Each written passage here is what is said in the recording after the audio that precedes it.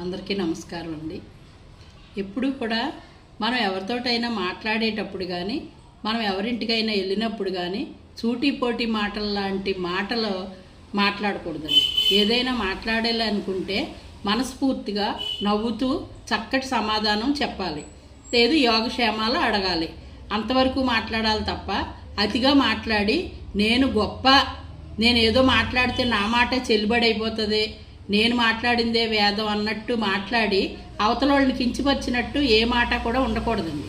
తోలను ఆడకూడదండి. మాట్లాడేటప్పుడు మాట వల్లే రాజ్యాలు పోగొట్టుకున్న వాళ్ళు ఉన్నారు, రాసరికాలు పోగొట్టుకున్న వాళ్ళు ఉన్నారు, ఆరోగ్యాలు పోగొట్టుకున్న వాళ్ళు ఉన్నారు, డబ్బులు ఆస్తులు పోగొట్టుకున్న వాళ్ళు ఉన్నారు. అందు గురించి అని అహంకారపూరిత మాట చాలా ఇబ్బందులు తెచ్చిపెడుతుందండి.